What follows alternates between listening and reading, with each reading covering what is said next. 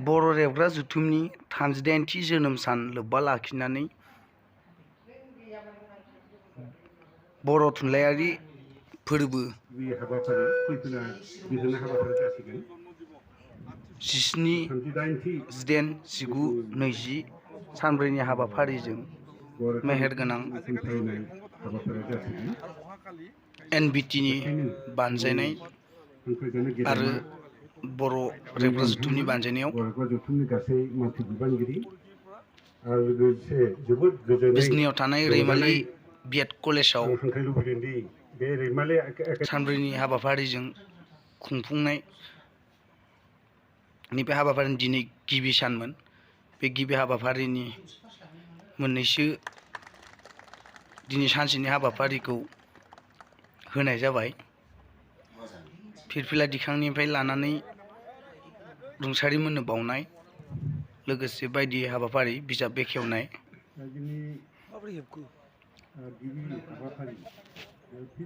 समनि सासे दैदेनगिरि लोगोसेनो बेवहाय गोबांसा आरो जोंनि बिबानगिरिफोर दङ, बिथांमोनाबो बै समनि गायसनजानाय समनि सोद्रोमा जानानै दङमोन। आरो जोङो जोबोरैनो खुसि जे गोबांसा गायसनजेन दैदेनगिरिफोरा दाबो गोथाङै दङ आरो बिथांमोनजों जोङो सम सम मोनसे इन्टारेक्सन खालामनायनि खाबुखौ जोङो लाबाय थानो हादों। दा बेफोर बिथिंखौनो जोङो बिथा लानानै दिनै गौथुमारि हाबाफोरखौ मावफुंगासिनो दङ आरो मावनो लाबाय थादों।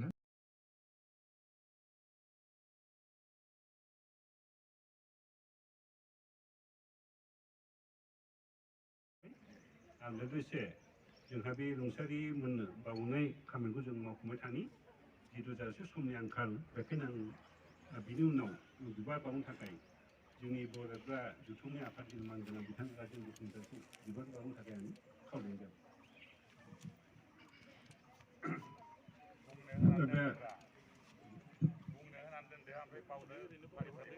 बेनि उनाव आं फारियै दिनै बोसोनगिरि डक्टर मंगलसिं हाज'वारिखौ आं बिबार बावनो थाखाय खावलायबाय आरो बेबायदि फारियै मानगोनां जोंनि बोसोनगिरि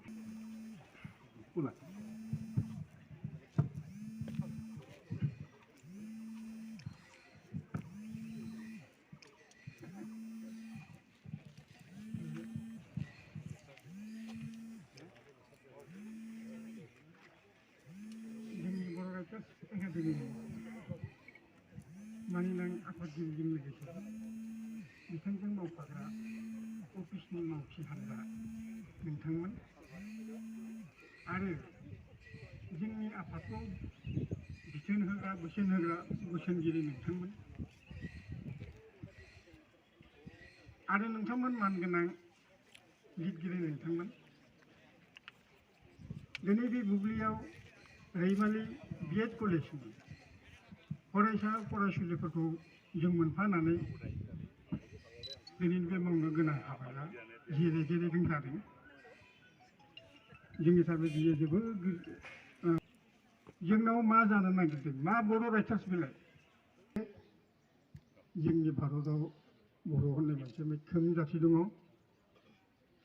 हारिमुजों जौसिजोब्बाय। मिथिनो हानायनि जों बे लेखा बिलाइ होबोदों, बिसोरनि सेमिनार पेपार जोंबो लानानै फैदों, जोंनि सेमिनार पेपारखौबो बिसोर लाखिदों। दा बे जे एक्सन, बैसिनावबो जे बे लेखाया ओंखारगोन, जे जोंनावबो जे बे लेखाया ओंखारगोन, जे नै बिदिजोंसो जोंनि रावा जेरावबो स्प्रेड जागोन। दा आफादगिरिनि बुंनाय रावाव आं रिपिट थाङा। दिनैनि बे जोंनि बर' राइटार्स एकाडेमिनि बोसोरारि खुंनाया 3 जिथाइथि जाबाय, माने 38 टाइम्स जाबाय, खेब जाबाय दिनैजों। दा बेनिफ्रायनो सेमिनारनि लाइथां गोबां ओंखारलांबाय, बिसोरनि थाखाय गोनां, बिसोरनि रिसार्च खालामनो थाखाय गोनां बे लेखाफोरखौ नोंथांमोन फरायसा फरायसुलिफोरमोनहा फरायनांगौ। आरो जायगायाव जानाय बर' राइटार्स एकाडेमिनि बिदि फोरबोफ्राव खाबु मोनोबा नुजानांगौ। नोंथांमोनहा मिथिबाय बे आफादा जानानै थांदोंमोन 1985 दिनैनि बे 17 तारिख मार्चआव बे जोंनि बर' राइटार्स एकाडेमिया परबतजरनि जायगायाव जादों। फरायनो खावलायनाय जाबाय।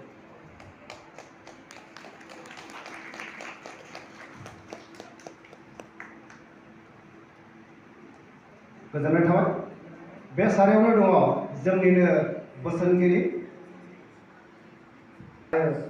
जेब्लायबो थुनलाइजोंनो सोमोन्दो लाखिबोबाय थानाय मानगोनां जोंनि बोसोनगिरि राखाव बसुमतारी सारखौ गावनि सिनायथिखौ होनो थाखाय खावलायनाय जाबाय आरो लोगोसे गांसे आर'नाइजों बरायनो खावलायबाय।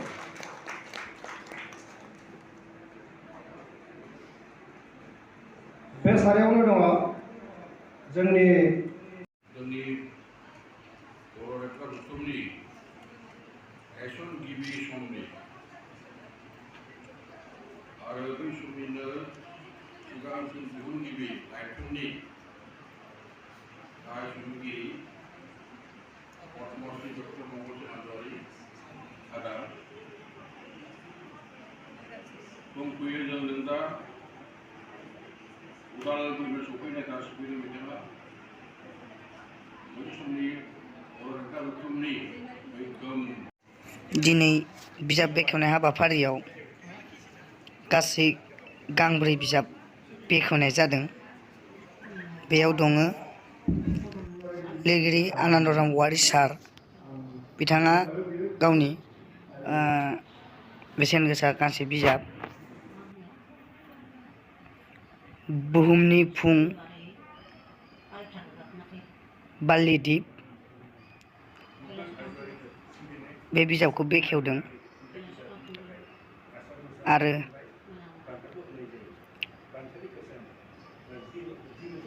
प्रतिमानन्दनि नार्जारि आब' बिथाङाबो गावनि बेसेन गोसा गांसे बिजाब बेखेवदों। बिजाबनि मुं गोदान मुगानि आइजो आरो समाजारि बिबान आरो गितिका बसुमतारी आब'आबो गावनि बेसेन गोसा गांसे बिजाब बेखेवदों जिउ दैमानि गाथोन आरो बेनु दैमारि आब'आबो गावनि बेसेन गोसा गांसे बिजाब बेखेवदों। बिजाबनि मुङा रायथाइ खन्थाइ बिहुं।